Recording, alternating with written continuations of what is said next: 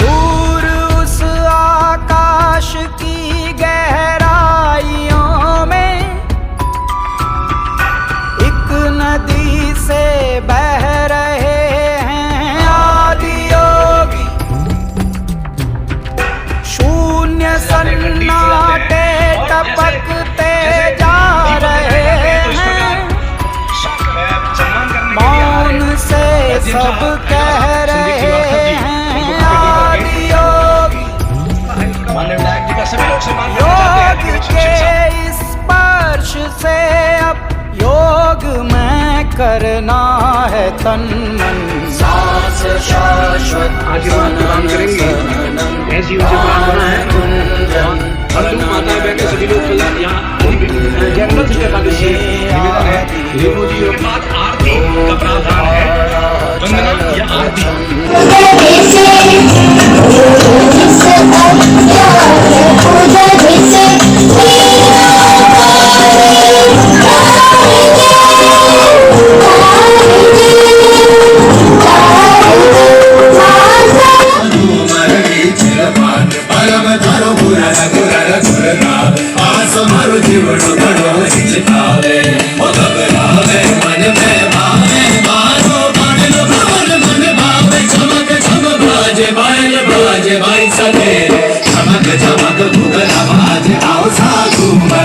नगर से और नगर के बाहर से आए हुए सभी बहुत सम्मानित महानुभाव, माता और बहनें, प्यारे बच्चों और पत्रकार बंधुओं, मैं बधाई देता हूं आपको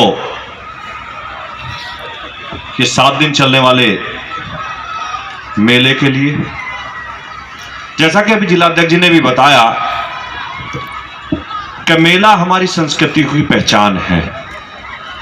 मेला आज से नहीं, मेला मुद्दत से पीढ़ियों दर पीढ़ी दर चलता आ रहा है और सरकार की यही प्राथमिकता है कि जो हमारी संस्कृति विलुप्त होती जा रही थी, जो हमारे बच्चों को जिनसे संस्कार मिलते हैं वो विलुप्त होते जा रहे थे, उन्हें दोबारा से जागृत किया जाए।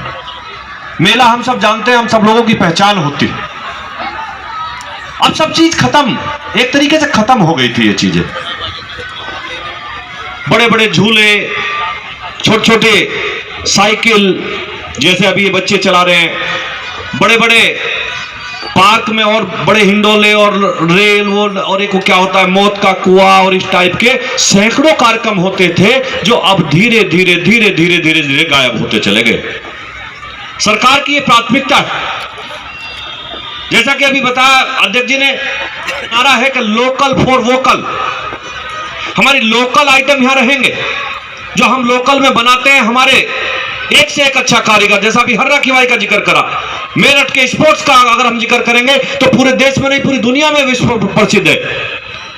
हमारे यहां आप खतौली में चले जाइए, सरदना में चले, नोजिल प्लंजर का काम ऐसा होता है कि पूरे देश और पूरी दुनिया में जिसे माना जाता है और जिसकी डिमांड रहती है।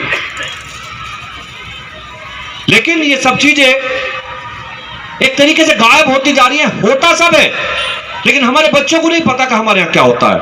हर्रा खिवाई में बच्चों से पूछोगे कि इतनी सुंदर मोतियों की माला बनती है, कहां बनती है, किसी को नहीं पता होगा हर्रा खिवाई में बनती है। इसी तरीके से हर तहसील लेवल पर पूरे उत्तर प्रदेश में भारतीय जनता पार्टी की सरकार ने यह मेले का आयोजन करने का काम किया। मैं धन्यवाद देता हूं अधिकारी बंधुओं को कि आप लोगों ने बहुत अच्छी व्यवस्था करी। मैं बधाई देता हूं यहां के चेयरमैन साहिबा को कि आपने उसमें लगन से लगकर काम करने का काम किया। पूरी टीम जिस तरीके से लगन से काम कर रही है, और मैं जैसे ही सच्चाई ये है कि मैं जब आ रहा था तो ये कल्पना मेरे दिमाग में नहीं थी। मेले की कल्पना, जैसे कहीं आदमी जाता है तो कल्पना होती है कैसा कार्यक्रम होगा, कैसा क्या होगा, कैसा क्या होगा।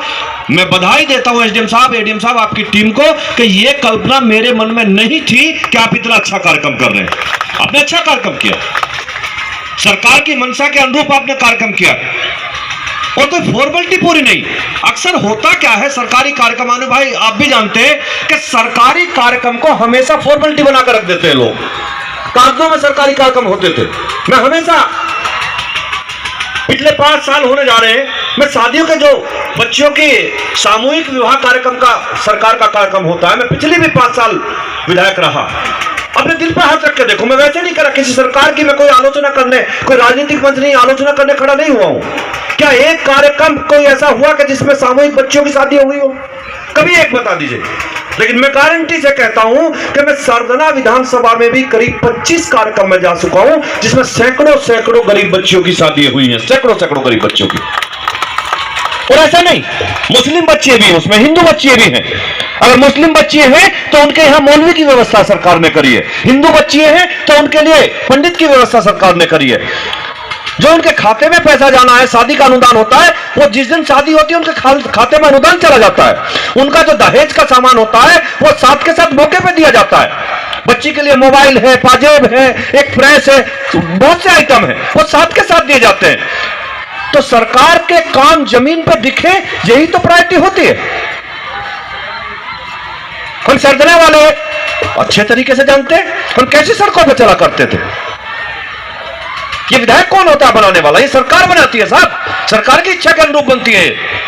इतनी अच्छी सड़क हमारे सरदना में बनी है, बहुत लोग आते हैं, दिल्ली से भी आते हैं। मैं अभी पंकज चाली जी के यहाँ एक कार्यक्रम था उसमें गया था, तो दिल्ली से लोग आए हुए थे, तो वो हंसते ईमानदार से कहते कि विधायक जी हमारे तो दिल्ली में ऐसी सड़क नहीं जैसे सरदना में बन गई है। मैंने कहा तुम कार से आए हो, अगर सरदना की एसी बसों में चलोगे तो ये भी कहोगे कि दिल्ली में ऐसी बसें नहीं है जैसी सरदना में चलती है। सरदना अकेला कस्बा उत्तर प्रदेश में जिसमें ऐसी बसें चलती हैं। मैं अक्सर करता हूं इस काम को, सुबह के टाइम शाम के टाइम में कस्बे में घूमता हूं। अभी भी मैं आया तो मैंने एसडीएम साहब को फोन करा, पूछे कितने बजे आना है कि 6:30 बजे। मैं 6:30 बजे पहुंच जाऊंगा, आधे घंटे का समय मेरे पास है। तो मैं अभी चौपले में उतरकर वहां से पैदल फिर दुकान वालों से मिलता हुआ आया। मैं सभी ठेली वाले, पटरी वाले, दुकान वालों से मिलता हुआ मैंने हर आदमी से पूछा बताइए क्या दिक्कत है, जो मैं अक्सर पूछता हूं, हफ्ते में 1-2 बार जरूर करता हूं इस काम को। हर ठेली वाले ने, हर पटरी वाले ने एक ही बात कही कि विधायक जी पिछले 5, 7, 10 साल से हमें कस्बे में दिक्कत ही कोई नहीं है। मैंने कहा क्यों? कि सबसे बड़ी बात तो ये हुई है कि इस कस्बे से गुंडागर्दी का खात्मा हो गया। और कोई भी काम करने वाला, ठेली वाला, पटरी वाला, व्यापारी, वो हिंदू हो या मुसलमान, किसी भी कीमत पर गुंडागर्दी को ना पसंद करता है ना चाहता है।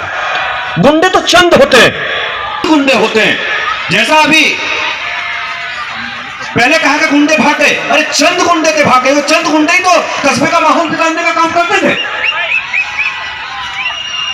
और मैंने तो जब पहली बार चुनाव लड़ा था तो मैंने कहा था कि मैं कुछ करूं या ना करूं, इस कस्बे से गुंडागर्दी को जमीन से खत्म करके रख दूंगा, ये मेरी पहली प्रायोरिटी है।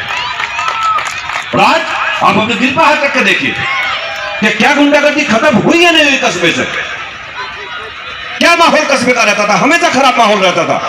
और हमारे कस्बे में भाईचारा आपस में बहुत अच्छा है। हम कोई भी बात होती है आपस में बैठ लेते हैं, कोई बात होती है हम अनु भाई को फोन कर लेते हैं, बताइए अनु भाई कैसे करना है इसमें। चेयरमैन साहब हमें फोन कर लेते हैं, विधायक जी इसमें ऐसे कर लेते हैं, ऐसे कर लेते हैं। लेकिन हम सब मिलकर अपने कस्बे का कभी माहौल नहीं बिगड़ने देते, क्योंकि जिस कस्बे का माहौल बिगड़ जाए, मैं दावे के साथ कहता हूं, वो 20 साल पीछे चला जाता है, वो कभी तरक्की नहीं कर सकता कस्बा। आज आप बाजार में चले जाइए, मेरठ से अच्छे शोरूम कपड़े के, जूते के हमारे कस्बे में आपको मिलेंगे। उसका कारण केवल यही है कि हर व्यापारी को विश्वास जमा है कि मैं यहां सुरक्षित हूं, मेरा व्यापार सुरक्षित है, मैं जो पैसा लगा रहा हूं वो मेरा सुरक्षित है, इसलिए उसमें भरोसा जमा है। नहीं तो आप भी जानते थे व्यापारी की क्या स्थिति कस्बे में होती थी। बिजली कितनी अच्छी आती है सरकार, मैं फिर कहता हूं ये सरकार की तो देन होती है, सरकार की मंशा के हिसाब से होती है। बिजली की हालत खराब थी, आज अच्छी बिजली आ रही है, अच्छी सड़कें हैं, यूनिवर्सिटी बन रही है, दुकानें हैं, शोरूम है। और जिस तरीके का ये कल्चरल प्रोग्राम इस मेले में होंगे, उसमें मुशायरा भी होगा, कवि सम्मेलन भी होगा और कल्चरल प्रोग्राम अधिकतर होंगे, वो हमारे आपस के भाईचारे को जोड़ने का काम करेंगे, हिंदू मुस्लिम एकता का काम करेंगे। यही हम लोग चाहते हैं, यही हम लोगों की प्रायोरिटी है।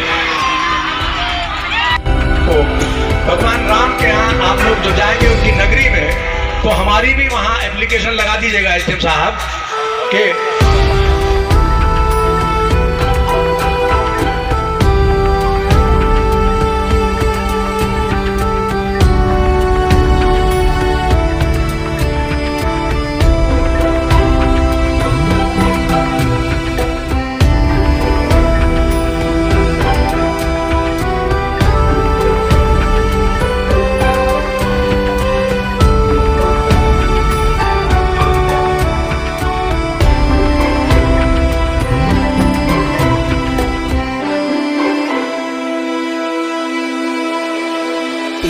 दो अस्तित्व मेरा और कर दो चूरा चूरा, पूर्ण होने दो मुझे और होने दो अब पूरा पूरा।